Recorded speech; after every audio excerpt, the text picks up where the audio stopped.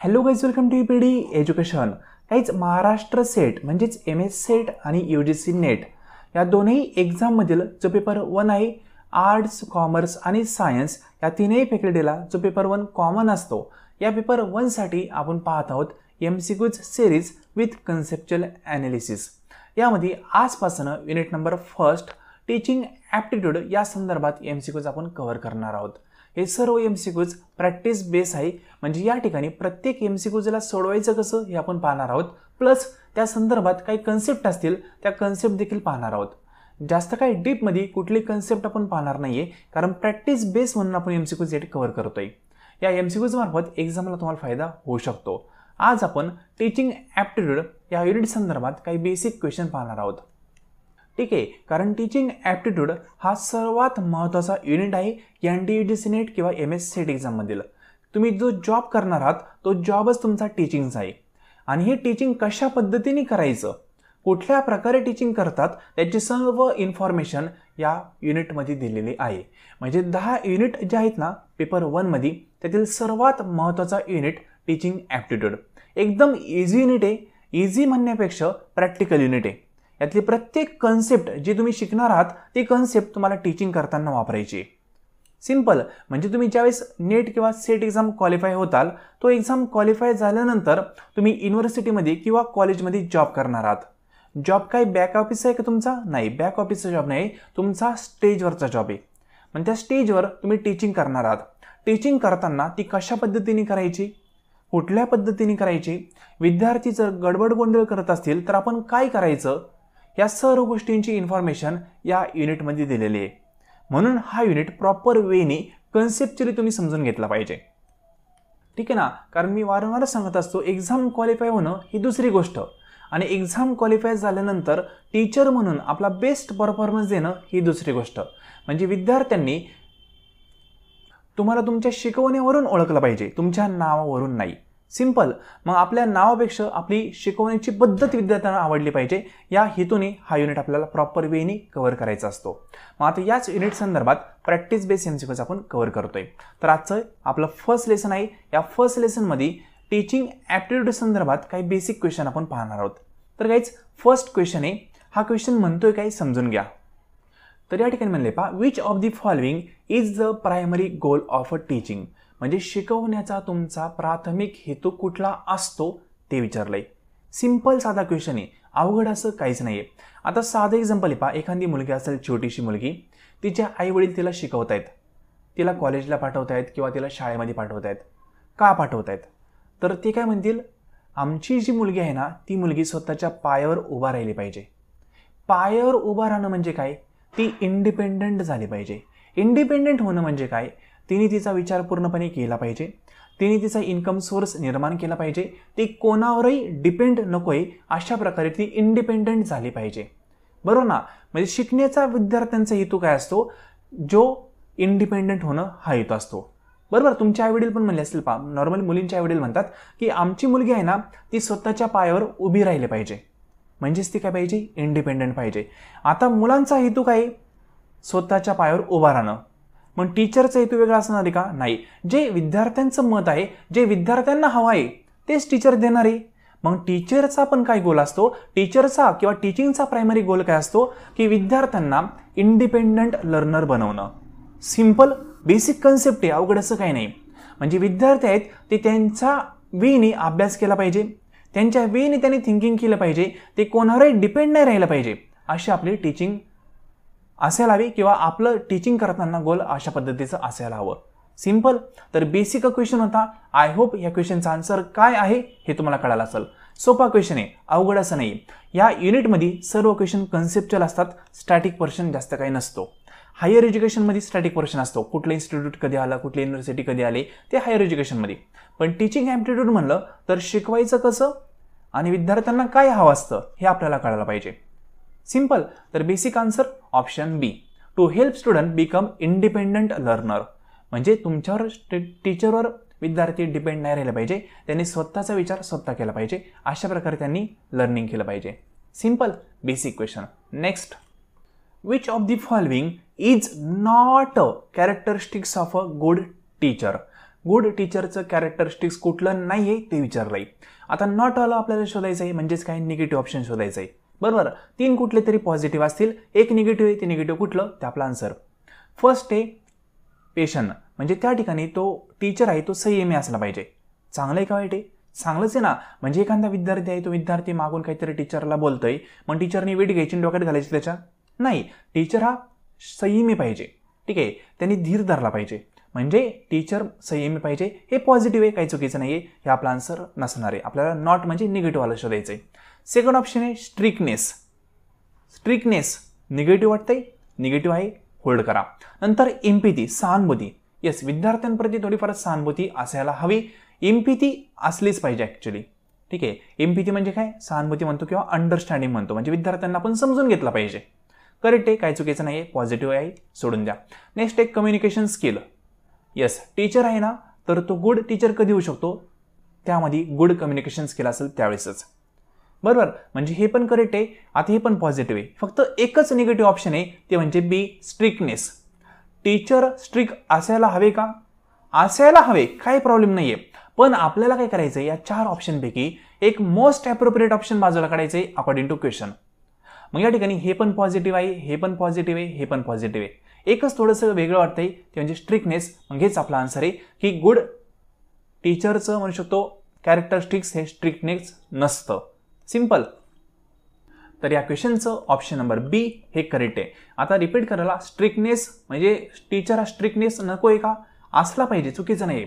जर टीचर थोडेफार स्ट्रिक्ट असतील ना, तरच विद्यार्थ्यांना डिसिप्लिन भेटतो, विद्यार्थ्यांना शिस्त लागते. स्ट्रिक्टनेस पण हे करेक्टच आहे, म्हणजे रॉंग नाही आहे. पण आपल्याला 4 पैकी एक शोधावंच लागणार आहे ऑप्शन. बरोबर, मग 4 पैकी मोस्ट ॲप्रोप्रिएट कुठले होते? हे 3 मोस्ट ॲप्रोप्रिएट करेक्ट आहे. एक थोडंसं वेगळा वाटला तर आपला आन्सर आहे. सिंपल. आता 3rd नंबरचा क्वेश्चन.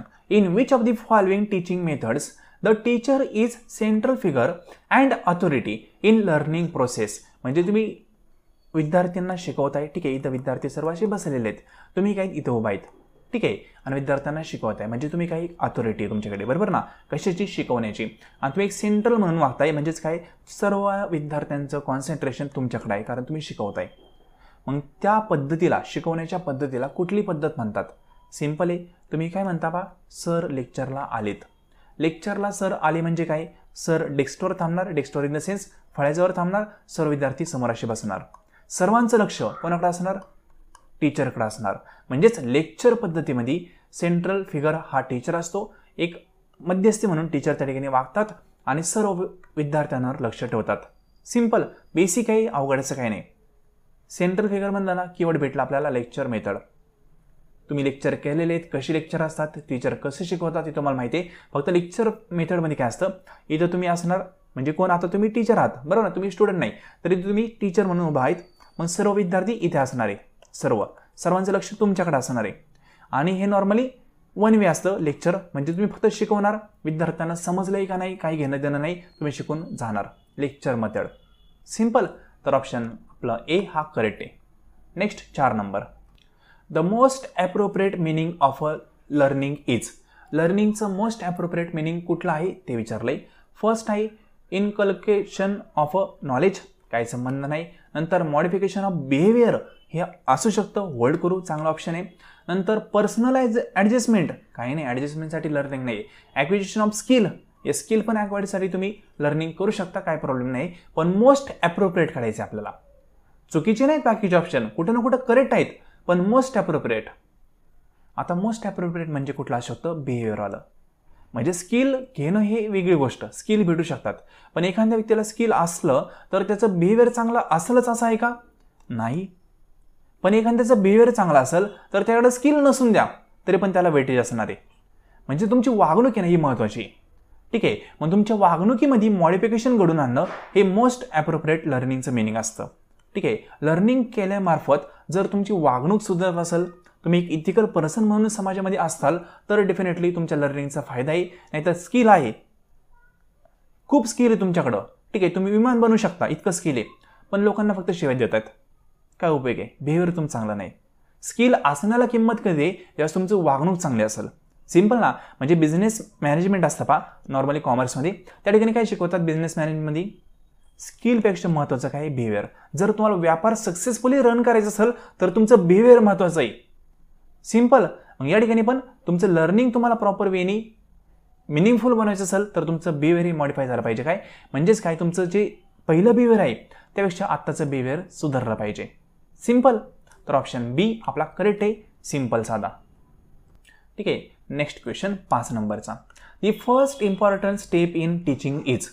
आता शिकवण्यामध्ये सर्वात महत्त्वाची आणि सर्वात पहिली स्टेप कुठली असते ते विचारलंय. आता तुम्ही उद्या टीचर होताल, वर्गामध्ये जाताल, वर्गामध्ये गेल्यानंतर तुम्ही पहिल्यांदा काय करणार असं थोडक्यामध्ये विचारलंय. सिम्पल. ऑप्शन फर्स्ट काय म्हणतोय, प्लॅनिंग बिफोर टीचिंग. शिकवण्या पहिले प्लॅनिंग करणं. हे महत्त्वाचं आहे का? हेच डेफिनेटली महत्त्वाचं आहे. पण हे प्री टीचिंगमध्ये येतं. प्री टीचिंग म्हणजे शिकवण्या पहिली प्लॅनिंग करणार, तुम्ही वर्गामध्ये जाऊन प्लॅनिंग नाही करणार आहे. ठीक आहे, याचा काही संबंध इथे येणार नाही. नेक्स्ट आहे ऑर्गनायझिंग मटेरियल. हे पण प्री टीचिंगचा पार्ट आहे, म्हणजे शिकवण्या पहिले तुम्ही घरीच या गोष्टी करणार आहे, वर्गामध्ये जाऊन करणार नाहीये.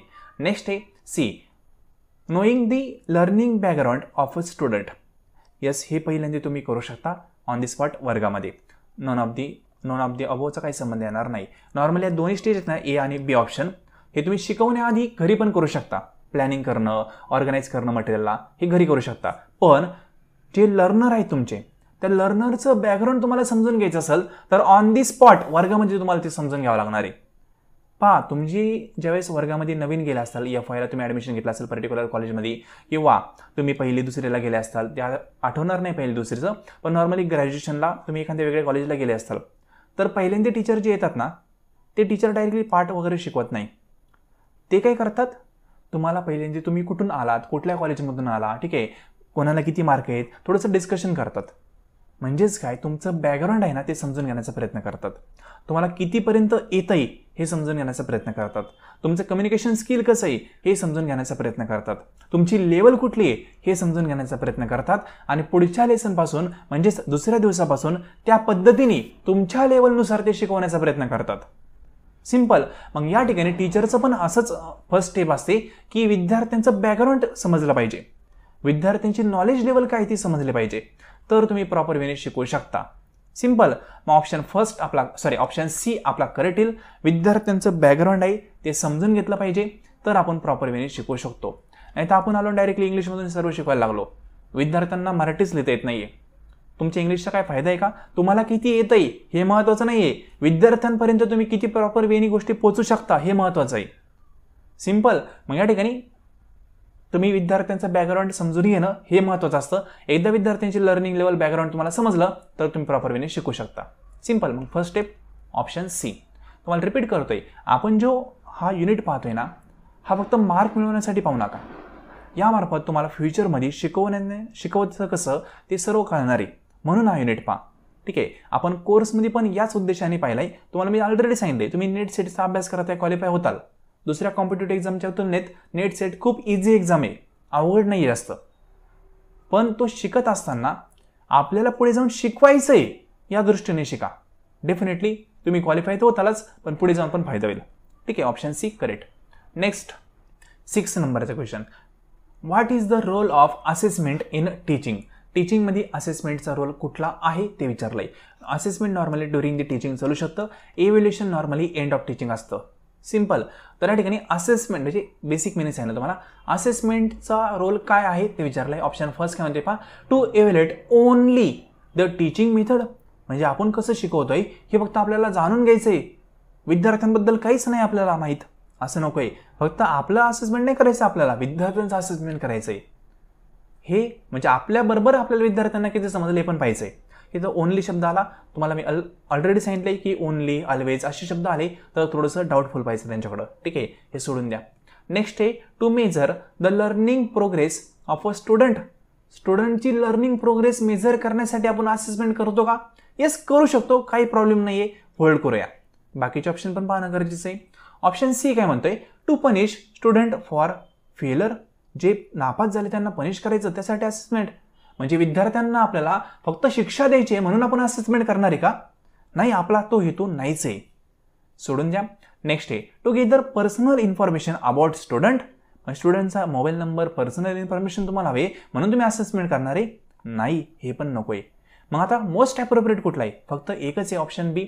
यामध्ये म्हणलं आहे पहा, to measure learning progress of a student, म्हणजे स्टुडंट कितपर्यंत शिकलेत, आपण जे शिकवलंय ते विद्यार्थ्यांना कळतंय का, हे तुम्हाला कळून घेण्यासाठी तुम्ही असेसमेंट करता. सिंपल. मग ऑप्शन बी या ठिकाणी करेक्ट येईल. एकदम सिंपल क्वेश्चन आहे, प्रिव्हियस इयरचा क्वेश्चन आहे. Option B correct. Next, which of the following is an example of a formative assessment. Formative असेसमेंटचं एक्झाम्पल तुम्हाला विचारलंय. दोन कन्सेप्ट असतात नॉर्मली ज्या पॉप्युलर आहेत. एक असते फॉर्मेटिव्ह असेसमेंट, दुसरं असतं सुमेटिव्ह असेसमेंट. जास्त काही सांगत नाही, आपण एक कोर्समध्ये प्रॉपर वेने पाहिलेलं आहे. आता फॉर्मेटिव्ह असेसमेंट जे आहे ना, त्या ठिकाणी तुम्ही ड्युरिंग दी टीचिंग, ठीक आहे, म्हणजे शिकवत असताना तुमचा सिलेबस एंड झालेला नाही, संपलेला नाही आहे, सिलेबस चालू असताना तुम्ही विद्यार्थ्यांना कितपर्यंत समजलंय ते जे असेसमेंट करताना ते असतं फॉर्मेटिव्ह. आणि सेकंड जे असतं ना सुमेटिव्ह इव्हॅल्युएशन म्हणतो आपण त्याला. सुमेटिव्ह इव्हॅल्युएशन नॉर्मली एंड ऑफ टीचिंगच्या वेळेस असतं, म्हणजे विद्यार्थ्यांना किती समजलंय आणि त्यानंतर इम्प्रूव्हमेंट घडवायची या उद्देशाने नसतं. फक्त विद्यार्थी कुठल्या लायकीचे आहेत किंवा त्यांची पात्रता काय हे आपल्याला कळावं, त्यासाठी आपण सुमेटिव्ह असेसमेंट करतो. नॉर्मली यांचा दोन जो मेजर पॉईंट आहेत ना ते समजून घ्या. फॉर्मेटिव्ह असेसमेंट आपण का करतो? आपण फॉर एक्झाम्पल विद्यार्थ्यांना शिकवतोय, टीचिंग करतोय.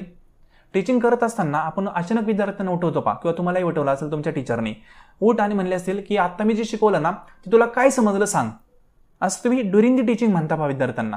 किंवा तुम्हाला तुमचे टीचर म्हणले असतील, अचानक म्हणले असतील मी आता सांगितलं ना ते काय समजलं ते सांग. फॉर्मेटिव्ह हे का केलं? ते जे टीचर आहेत ना ते तुम्हाला शिकवत आहेत पा, त्यांनी जे शिकवलंय ते तुम्हाला कळालं का नाही हे त्यांना कळून घ्यायचं असतं टीचरला. आणि जर तुम्हाला ते कळालं नसेल तर टीचर काय करतात? पुन्हा तो पॉईंट प्रॉपर वेने एक्सप्लेन करतात. बरोबर ना? म्हणजे या ठिकाणी स्टुडंटला कळालं का नाही हे फाइंड आउट करायचं असतं, प्लस स्टुडंटमध्ये इम्प्रूव्हमेंट घडवायची असते. कारण कळालं नसेल तर पुन्हा तो पॉईंट शिकून स्टुडंटमध्ये इम्प्रूव्हमेंट घडवण्याच्या उद्देशाने फॉर्मेटिव्ह असेसमेंट किंवा फॉर्मेटिव्ह इव्हॅल्युएशन आपण करतो. कळलं? आणि सुमेटिव्ह का असतं? फॉर एक्झाम्पल इयर एंडचा एक्झाम आहे तुमचा, फायनल एक्झाम. तो एक्झाम झाला त्यानंतर तुमच्यामध्ये इम्प्रूव्हमेंट घडणं पॉसिबल आहे का? निकाल आला तुमचा फेल, काहीच करू शकत नाही टीचर. पुढं तुला ॲडमिशन भेटलं तर नाही तर येऊ नको, इम्प्रूव्हमेंट वगैरे घडवायची नाहीये. फक्त फायनल जे इव्हॅल्युएशन असतं, तुम्ही आतापर्यंत काय केलंय याचं फायनल इव्हॅल्युएशन जे असतं ना ते असतं सुमेटिव्ह. आय होप दोन्ही कन्सेप्ट कळले असेल. फॉर्मेटिव्ह ड्युरिंग दी टीचिंग हे लक्षात ठेवा, म्हणजे शिकवत असतानाचं फॉर्मेटिव्ह. आणि सुमेटिव्ह म्हणजे काय? सिलेबस संपल्यानंतर पूर्ण फायनल सेमिस्टरची एक्झाम असेल किंवा इयर एंडची एक्झाम असेल ती. आय होप कन्सेप्ट कळले असेल. सिंपल. आता या ठिकाणी तुम्हाला विचारलंय की फॉर्मेटिव्ह असेसमेंटचं एक्झाम्पल कुठलं आहे? फर्स्ट हे end of term exam, end सेमिस्टरची एक्झाम. फॉर्मेटिव्ह का सुमेटिव्ह फायनल एक्झाम असते, सांगितलं होतं ना, हे पहा एंड इथं लिहिलं आहे. नेक्स्ट आहे युनिट टेस्ट. युनिट टेस्ट म्हणजे काय? युनिट पूर्णपणे एंड झालाय, संपला युनिट, नंतर तुमचं इव्हॅल्युएशन केलं जात आहे, म्हणजेच कुठलं? सुमेटिव्ह. याच्यात काही संबंध येणार नाही कारण इम्प्रूव्हमेंटचं जास्त नाही, युनिट संपून गेलेला आहे. नंतर क्विज ड्युरिंग दी लेसन. शब्द काय? ड्युरिंग दी लेसन, म्हणजे शिकवत असताना क्विज घेतल्या. का घेतल्या? विद्यार्थ्यांना कळालंय का हे पाहायचंय. नसेल कळलं पुन्हा शिकवतील ना. ड्युरिंग दी लेसन सिंपल म्हणजे फॉर्मेटिव्ह. कळलं? नेक्स्ट आहे state wide standardize test. Standardize test वगैरे फायनल असतं, आता नसतं. इथं ड्युरिंग दी लेसन म्हणलंय, विषय इथंच संपतो. ऑप्शन सी आपला करेक्ट आहे. कन्सेप्ट आहेत सर्व टीचिंगच्या ज्या इव्हॅल्युएशनच्या पद्धती असतील, मेथड असतील, त्या आपण कोर्समध्ये पाहिलेल्या आहेत. तुम्ही कोर्स जॉईन करू इच्छित असाल तर हा नंबर दिलेला आहे, या नंबरवर मेसेज करून तुम्ही इन्फॉर्मेशन मिळू शकता. ठीक आहे, हे फक्त आपण प्रॅक्टिस बेससाठी पाहतोय म्हणून जास्त काही डीपमध्ये जात नाहीये. Next 8 number question. Understanding level of teaching include. Normally टीचिंगच्या ह्या 4 लेवल असतात, पॉप्युलर फक्त 3च आहेत. त्यामध्ये फर्स्ट कुठली असती? फर्स्ट असती memory level of teaching. Second कुठली असती? अंडरस्टँडिंग लेवल ज्याच्यावर क्वेश्चन आलेला आहे. आणि थर्ड असती रिफ्लेक्टिव्ह लेवल ऑफ टीचिंग. ठीक आहे, ह्या नॉर्मली 3 असतात. चौथी कुठली आहे ते तुम्हाला कोर्समध्ये सांगितली, पुन्हा जास्त काही सांगत नाही, फक्त हे 3 महत्त्वाचे आहेत. त्या ठिकाणी मेमरी लेवल ऑफ टीचिंग या ठिकाणी काय असतं? फक्त गोष्टी मेमराईज केल्या जातात, लक्षात ठेवल्या जातात, बाकी काही नाही. अंडरस्टँडिंग लेवल ऑफ टीचिंग या ठिकाणी पहिली तर लेवल येणारच, म्हणजे मेमराईज करणं ही गोष्ट असणारच, प्लस गोष्टी समजून पण घेतल्या जाणार आहे, ती असते अंडरस्टँडिंग. आणि रिफ्लेक्टिव्ह म्हणजे काय? मेमराईज तर झालेलंच आहे आपलं, आपण समजून पण घेतलेलं आहे, प्लस आपण काय करणार आहे? ते प्रॅक्टिसमध्ये गोष्टी करायला सुरू करणार आहे, प्रॅक्टिकली त्या गोष्टी आपण काय करणार आहे? इम्प्लिमेंट करायला सुरू करणार आहे. Reflective level of teaching simple म्हणजे मेमरीमध्ये फक्त लक्षात ठेवणं, अंडरस्टँडिंगमध्ये लक्षात तर आलंय आता, प्लस समजून घ्यायचा प्रयत्न करणार, ती अंडरस्टँडिंग. आणि रिफ्लेक्टिव्ह म्हणजे काय, इथं आपण मेमरी म्हणजे लक्षात पण आहे आपल्या, समजलंय पण, आता समजल्यानंतर शांत थोडी बसणार आहे, प्रॅक्टिकली करायला सुरू करणार, रिफ्लेक्टिव्ह. सिंपल. ह्या 3 लेवल आहेत, बेसिक इन्फॉर्मेशन आपण आत्ता पाहिलेली. त्या ठिकाणी तुम्हाला विचारले अंडरस्टँडिंग लेवलमध्ये कुठल्या कुठल्या गोष्टी येतात. फर्स्ट आहे मेमरी. येते का, हे पहा मेमरीवरती आहे, अंडरस्टँडिंग खाली. आत्ता सांगितलं अंडरस्टँडिंगमध्ये मेमरी येते, ऑप्शन फर्स्ट येणार आहे. कुठले तरी 2 निवडायचे आपल्याला, कारण मिनिमम 2 आपल्याला रिक्वायरमेंट आहेत. अंडरस्टँडिंगमध्ये मेमरी येणार. ॲप्टिट्यूड ही पुढची लेवल आहे खूप, ठीक आहे, ॲप्टिट्यूड नाही येणार त्याच्यामध्ये. नेक्स्ट आहे इन्साईट. इन्साईट म्हणजे काय, एखाद्या गोष्टीबद्दल प्रॉपर वेनी समजून घेणं, त्याची इन्साईट म्हणतो आपण त्याला, त्याच्याबद्दल अंडरस्टँड गोष्टी करून घेणं, त्याला इन्साईट म्हणतो. मग मेमरी पण येणार प्लस इन्साईट पण येणार. क्रिएटिव्हिटी, अरे रिफ्लेक्टिव्ह वगैरे त्याच्यामध्ये, ठीक आहे, म्हणजे समजलंय पण आपल्याला, अंडरस्टँड पण केले आपण, मग त्यानंतर क्रिएटिव्हिटी वगैरे 3री 4थी लेवल आत्ता नाही, सोडून दे. फक्त मेमरी येणार एवढं तर कन्फर्म आहे ना, अंडरस्टँडिंगमध्ये मेमरी येणार इतकं कन्फर्म आहे का, यस कन्फर्म आहे. आता फर्स्ट कुठे आहे, इथे फर्स्ट आहे, इथं फर्स्ट आहे का, नाहीये, इथं फर्स्ट आहे का, आहे, इथं फर्स्ट आहे का, नाहीये, म्हणजे 2 ऑप्शन आपले लगेच कॅन्सल होतात. पहा मी तुम्हाला फक्त क्वेश्चनचा आन्सर सांगत नाहीये, क्वेश्चन सोडवायचा कसा हे पण पाहतोय. इथं हा कॅन्सल झाला आपला, हा कॅन्सल झाला, म्हणजे इतकं तर कळालं आपल्याला ए किंवा सी मधला आन्सर असणार आहे का, तर आपल्याला मेमरी ही लेवल अंडरस्टँडिंगमध्ये येते आपल्याला माहिती आहे, बरोबर ना. मग आता याच्या बेसवर इथं फर्स्ट आणि थर्ड दिलंय आणि इथं फर्स्ट आणि सेकंड दिलंय. ॲप्टिट्यूड अंडरस्टँडिंगमध्ये नाही येणार, म्हणजे चुकलं, फक्त ऑप्शन सी आपला करेक्ट येईल. Memory plus insight, option C.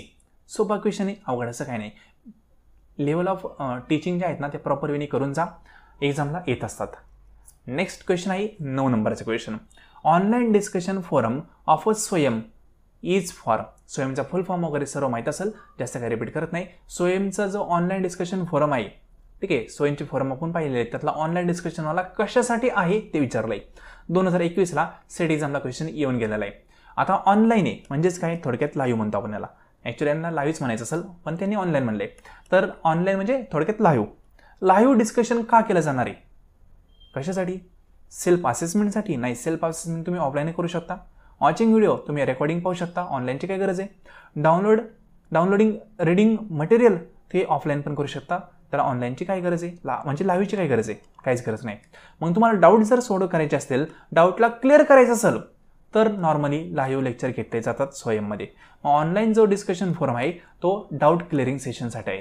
Simple. मग ऑप्शन ए हा करेक्ट आहे. लाईव्ह का असतं, तर डाऊट क्लिअरसाठी.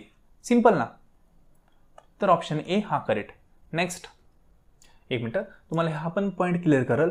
ॲक्च्युली स्वयंमध्ये तुम्ही लाईव्ह जर गेले ना, फक्त टाइमपास जास्त होतो, म्हणजे कुठेही लाईव्ह जर प्लॅटफॉर्म मार्फत तुम्ही शिकत असाल तर तुम्ही डेफिनेटली ट्राय करून पहा. रेकॉर्डिंग मार्फत आपण एकदम एकाग्र होऊन तो व्हिडिओ पाहतो, पण ज्यावेळेस लाईव्ह असतं ना त्यावेळेस कोणी ना कोणी मध्ये कमेंट करतात, ठीक आहे, इंटरनेटचा मध्ये इश्यू होऊ शकतो, असे इश्यू येतात आणि प्रॉपर लर्निंग होत नाही. तुम्ही प्रयत्न करा, रेकॉर्डिंग एकदा लेक्चर पहा आणि तेच लेक्चर एकदा लाईव्ह पहा. लाईव्हला तुमचा टाईम जास्त जाईल पण प्रॉपर वेनी लर्निंग होणार नाही. रेकॉर्डिंगमध्ये प्रॉपर वेनी लर्निंग होते, ठीक आहे. म्हणजे लाईव्ह असेल किंवा रेकॉर्डिंग असेल पण एकाग्रता कुठे असते हे महत्त्वाचं आहे. सिंपल. मग स्वयंमध्ये जरी तुम्ही ऑनलाईन डिस्कशन करत असाल तर त्या ठिकाणी टाइमपास असतो. तुम्हाला खरंच सिन्सिअरली अभ्यास करायचा असेल ना तर एकाग्र होऊन अभ्यास करणं गरजेचं असतं. साधं एक्झाम्पल पहा, तुम्ही एखादा ज्यावेळेस एक्झाम क्लिअर करता त्यावेळेस तुम्हाला एकटं सोडलेलं असतं थोडंसं, म्हणजे तुम्ही एका रूममध्ये जाऊन अभ्यास करत असता किंवा शांत वातावरणात तुम्ही अभ्यास करता, तुम्ही ग्रुपमध्ये जास्त अभ्यास होऊ शकत नाही. हे फक्त म्हणू शकतो एक दाखवण्याच्या गोष्टी असतात आणि असण्याच्या गोष्टी वेगळ्या असतात. काही विद्यार्थी दाखवण्यासाठी अभ्यास करतात आणि काही विद्यार्थी अभ्यास करण्यासाठी अभ्यास करतात. हा पॉईंट ज्याला समजला तो खरा विद्यार्थी, ठीक आहे. म्हणजे तुम्ही दाखवण्यासाठी करताय का स्वतःसाठी करताय हे पण महत्त्वाचं आहे. Next, history can not be taught by using, म्हणजे हिस्ट्री सब्जेक्ट आहे तो कुठली गोष्ट वापरून शिकू शकत नाही. जसं टीचिंगच्या पद्धती आहेत त्यातली कुठली टीचिंग मेथड हिस्ट्री सब्जेक्ट शिकवण्यासाठी वापरू शकत नाही असं विचारलंय. फर्स्ट आहे डिजिटल चार्ट. वापरू शकतो ना, मॅपमध्ये दाखवू शकतो, डिजिटल चार्ट दाखवू शकतो, कोणी काय केलं दाखवू शकतो, काय प्रॉब्लेम नाही, वापरू शकतो. तुम्हाला विचारलंय कॅन नॉट, याचा काही संबंध येणार नाही. मॅप दाखवू शकतो, दिल्ली इथं आहे, ठीक आहे, मुंबई इथं आहे, राजस्थानीकडे दाखवू शकतो, काय प्रॉब्लेम नाही, हे पण येणार नाही. नेक्स्ट आहे डेमॉन्स्ट्रेशन मेथड. याच्यामार्फत आपण हिस्ट्री शिकवू शकत नाही. रोल प्ले शिकू शकतो. जसं एखादा राजा असेल, महाराजा असेल, त्यांचा रोल करायचा. रोल म्हणजे काय, ते कसे वागत होते ते दाखवायचं. जसं की शिर्डीचे साईबाबा असतील, ठीक आहे, त्यांचा रोल प्ले करतात. म्हणजे काही ठिकाणी त्यांची यात्रा वगैरे असेल ना, तर त्यांचा अवतार वगैरे घेतात, थोडासा त्यांच्यासारखे कपडे वगैरे घालतात, त्यांच्यासारखे दिवे वगैरे लावतात, म्हणजे ते असे होते असं दाखवण्याचा प्रयत्न करतात. त्याला रोल प्ले असं म्हणतात. बरोबर. याच्यामार्फत पण हिस्ट्री आपण प्रेझेंट करू शकतो, शिकू शकतो, काय प्रॉब्लेम नाही आहे. पण डेमॉन्स्ट्रेशनमध्ये आपण हिस्ट्री शिकू शकत नाही. डेमो ॲक्च्युली करतात का, बेसिक पॉईंट आहे, का करतात? पुढच्याला फ्युचरमध्ये ती गोष्ट करायची असते म्हणून डेमो करतात. नॉर्मली डेमॉन्स्ट्रेशन हे फ्युचरसाठी असतं, पास्टसाठी नसतं. हिस्ट्री म्हणजे पास्ट आला, डेमॉन्स्ट्रेशन फ्युचर आलं. सिम्पल ना. जसं तुम्ही तुमच्या मित्राला म्हणता, पा हे बघ माझ्याकडे बघ, मी तुला हे डेमो करून दाखवतो किंवा डेमो करून दाखवते, असं ऐकलं असेल ना. कोणीतरी म्हणलं असेल डेमो करून दाखवते, म्हणजेच काय, तू फ्युचरमध्ये असं कर, मी आत्ता करून दाखवते एकदा किंवा दाखवतोय. बरं ना. म्हणजे तुम्ही जे करताय ना आत्ता, ते फ्युचरमध्ये होणार आहे, ते डेमॉन्स्ट्रेशन. सिम्पल. तर हिस्ट्री नॉर्मली फ्युचरसाठी नसते, पास्टसाठी असते, म्हणून डेमॉन्स्ट्रेशन त्या ठिकाणी येऊ शकत नाही. ऑप्शन सी आपला करेक्ट येईल. बेसिक आहे, तुमच्या लॉजिकने सोडवायचं. बरोबर आहे ना. क्वेश्चन अवघड नाही. जसं पहा, क्रिकेट जे कोच असतात, ते कोच काय करतात, एखादा क्रिकेटपटू नवीन आला का त्याला खेळून दाखवतात, कसं खेळायचं, डेमो करून दाखवतात ना. अशा प्रकारे बॅट उचलायची, अशा प्रकारे बॉल आणायचा, आणि नंतर तो क्रिकेटपटू खेळणार आहे. सिम्पल. म्हणजे फ्युचरसाठी, पास्टसाठी नाही आहे डेमॉन्स्ट्रेशन. Option C correct. कारण तुम्हाला विचारलं कॅन नॉट आलं, म्हणून option C. Next. Which of the following types of assessment is conducted periodically with a observe on a standard. म्हणजे पिरियडिकली कंडक्ट केली जाते, काही ना काही एक स्टँडर्ड असतं, त्या स्टँडर्डशी कम्पेअर करून ती असेसमेंट केली जाते. त्याला काय म्हणतात ते विचारलंय. नॉर्मली फॉर्मेटिव्ह आहे ना, हे ड्युरिंग द टीचिंग असते. या ठिकाणी स्टँडर्ड वगैरे कुठलंही नसतं. तुमच्या वेळी तुम्ही काय करता, विद्यार्थ्यांना कळालंय का नाही हे पाहता. जसं तुम्ही सांगितलं, मी एक्झाम्पल, विद्यार्थ्यांना शिकवता अचानक तुम्ही विद्यार्थ्यांना उठवलं, म्हणले मी आता शिकवलं ना, ते सांग काय कळालं, सांग. काय स्टँडर्ड आहे का, काहीच नाही. फक्त तुम्हाला तो जे सांगतोय ना, त्याच्यानुसार तुम्ही एक लॉजिक लावणार की याला कळालंय का नाही. स्टँडर्ड वगैरे काही नाही. पण इथे शब्द वापरलाय ऑन स्टँडर्ड आणि पिरियडिकली. कधी पण नाही, पिरियडिकली काहीतरी पिरियड असेल, म्हणजे सेमिस्टर असेल, इयर एंड असेल. मग कुठला असणार रे, सुमेटिव्ह. ठीक आहे. म्हणजे सुमेटिव्ह कसं असतं, एक स्टँडर्डनुसार कम्पेअर करतात. जसं की तुम्हाला पर्सेंट किती पडले, एकाला पडले 86%, स्टँडर्ड आहे ना, 100%पैकी 86 पडले, स्टँडर्ड ठेवलेलं आहे, मग सुमेटिव्हमध्ये असते. सिम्पल. तर ऑप्शन आपला बी म्हणजेच सेकंड हा करेक्ट येईल. एकदम बेसिक क्वेश्चन आहे. Next. Which of the following best describe active learning. Active learning कुठला ऑप्शन बेस्ट डिस्क्राईब करतोय, म्हणजे कुठला ऑप्शन बेस्ट ॲक्टिव्ह लर्निंगला एक्सप्लेन करतोय ते विचारलंय.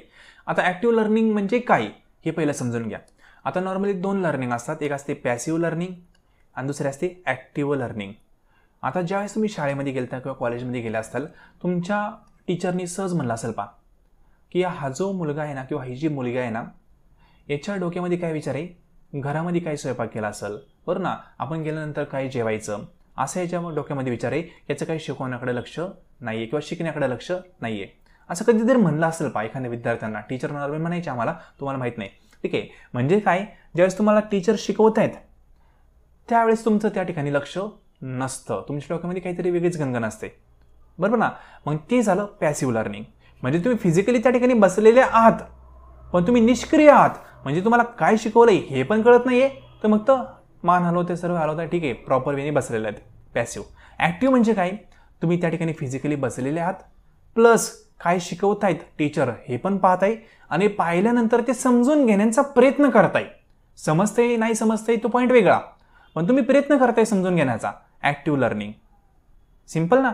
मग या ठिकाणी ॲक्टिव्ह लर्निंगचं एक्झाम्पल तुम्हाला विचारलंय किंवा कुठलं ऑप्शन करेक्ट आहे ते विचारलंय. फर्स्ट आहे स्टुडंट पॅसिव्हली.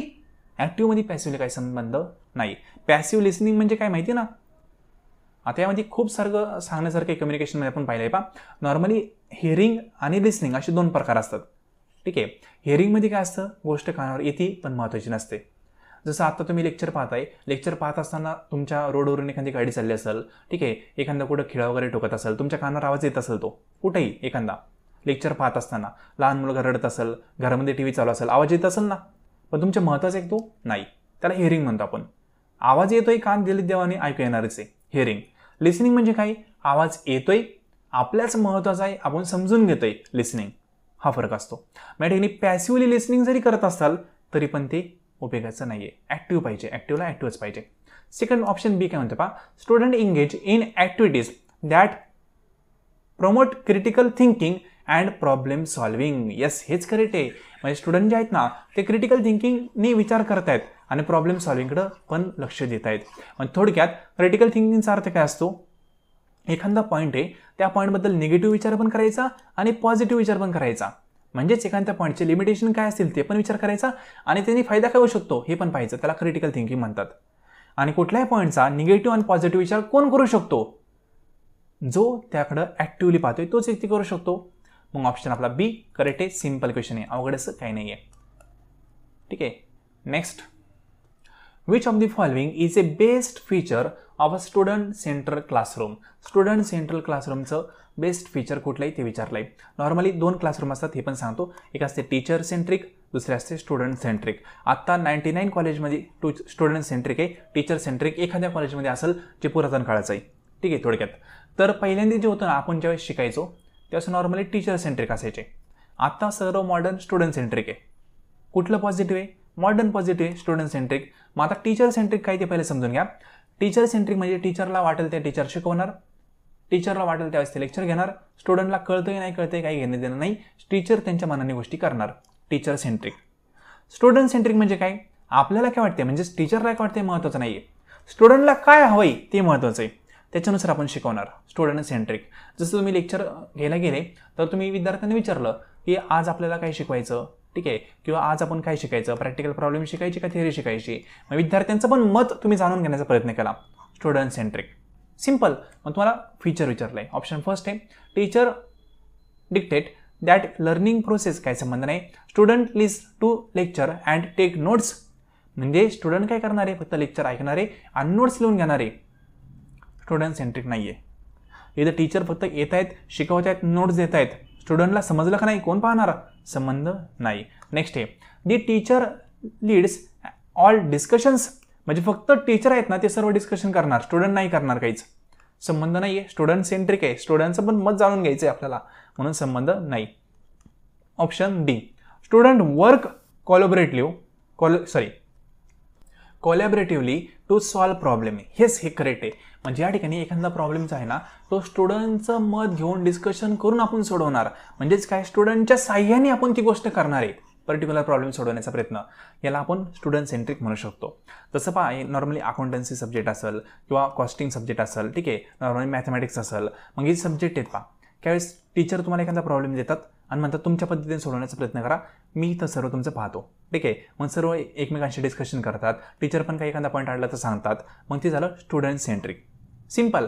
ऑप्शन काय आपला डी हा करेक्ट आहे. एक लक्षात घ्या बरं का, टीचिंग ॲप्टिट्यूड हा युनिट सोडत असताना किंवा कम्युनिकेशन हा युनिट सोडत असताना तुम्हाला नॉर्मली सर्वच ऑप्शन करेक्ट ठरतात, कुठलाच चुकीचं वाटत नाही. मोस्ट ॲप्रोप्रिएट कुठला आहे हा आपल्याला शोधावा लागतो. आणि कसं शक्य आहे, प्रॅक्टिसने. Practice make man perfect. ठीक आहे, प्रॅक्टिसच तुम्हाला करावं लागते, प्रॉपर वेने सुटतात question. Next, which of the following is a primary advantage of using multimedia in teaching.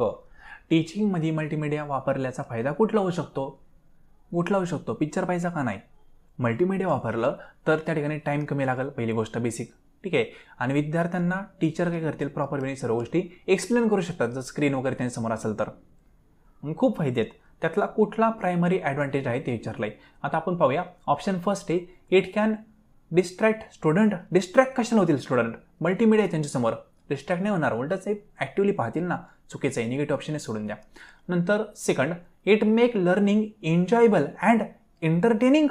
Picture नाही दाखवायचा मल्टीमीडिया वापरून, ठीक आहे. विद्यार्थ्यांना शिकवायचं आहे, एंटरटेनमेंट नाही करायचं आपल्याला, त्यांचं एन्जॉयबल शिकवलं पाहिजे, काय प्रॉब्लेम नाही आहे, पण मनोरंजन नाही करायचं आपल्याला. एंटरटेनमेंटचा अर्थ काय होतो, फक्त 45 मिनिटाचं लेक्चर आहे ते आपल्याला घालवायचं आहे, त्यांचं घालवायचं नाही, त्यामार्फत त्यांना आउटपुट काहीतरी द्यायचं आहे, ठीक आहे. एन्जॉयबल डेफिनेटली तुम्ही एन्जॉयबल वेने शिकवा, हसून खेळून शिकवा, पण एंटरटेनमेंट करायचं नाही आहे. शेवटी आपलं जे काम आहे तीच प्रॉपर वेने करायचं आहे, म्हणून एंटरटेनमेंट या ठिकाणी येणार नाही, सोडून द्या. नेक्स्ट आहे it engage student and enhance understanding through visual and auditory ads. Correct आहे.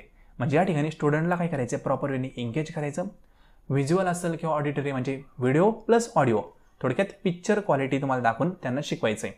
हेच करेक्ट आहे. म्हणजे तुम्ही एखादी स्क्रीन वापरली, हिस्ट्री सब्जेक्ट शिकवत आहे, मॅप दाखवले, ठीक आहे, पहिले लोकांचे फोटो वगैरे दाखवले, सर्व गोष्टी दाखवल्या, विद्यार्थी इंटरेस्टिंगने पाहणार आहे, गोष्टी प्रॉपर वेने पाहणार आहे.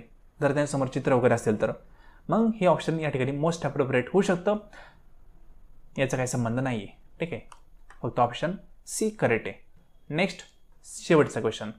Which of the following is an important aspect of classroom management. Classroom मॅनेजमेंटचा सर्वात महत्त्वाचा आस्पेक्ट कुठला आहे ते विचारलं आहे. आता हा जो ऑप्शन आहे ना करेक्ट, तो या ठिकाणी मी डिस्कशन करत नाही. तुमच्या वेळी तुम्हाला कुठला ऑप्शन करेक्ट वाटतोय तो तुम्ही मला कमेंट बॉक्समध्ये कमेंट करा. फक्त ए बी असं काही कमेंट नका करू, कुठला ऑप्शन आहे तो टाईप करून कमेंट करा. ठीक आहे, म्हणजे मी इतकं जर तुम्हाला लेसन प्रोव्हाइड करू शकतो 25, 30, 40 मिनिटाचं काय असेल ते, तर तुम्ही एक फक्त ऑप्शन कमेंट करू शकता. ठीक आहे, त्याला काही जास्त वेळ लागणार नाही. कुठला ऑप्शन करेक्ट होतोय प्रॉपर वेने अभ्यास करून कमेंट करा. सोपं आहे, अवघड असं काही नाही. हा क्वेश्चन आहे ना, हा आपण पुढच्या लेसनमध्ये डिस्कशन करूया. हा पार्ट 1 आहे, याचाच पार्ट 2 येईल. तो पार्ट 2 तुम्ही पहा, त्या ठिकाणी हा क्वेश्चन आपण डिस्कशन करणार आहोत. सिंपल. तर गाईज जाता जाता एक इन्फॉर्मेशन सांगाल, जे आपली VPD एज्युकेशन चॅनल आहे, या चॅनलची एक टेलिग्राम चॅनल आहे, त्याची लिंक तुम्हाला डिस्क्रिप्शन बॉक्समध्ये दिलेली आहे. त्याचप्रमाणे एक व्हॉट्सअप चॅनल पण आहे. दोन्हीपैकी एक टेलिग्राम चॅनल किंवा व्हॉट्सअप चॅनल कुठली एक चॅनल जॉईन करून ठेवा. त्या ठिकाणी सर्व नेट सेट पेट एक्झामचे अपडेट तुम्हाला प्रोव्हाइड केले जातात. सर्व ऑफिशियल अपडेट असतात.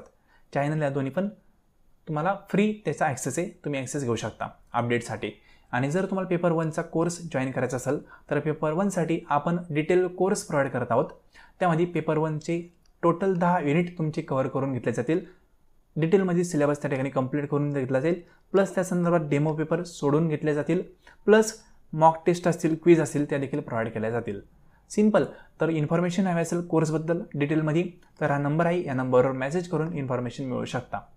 हे लेसन तुम्ही संपूर्ण पाहिले त्याबद्दल थँक्यू सो मच.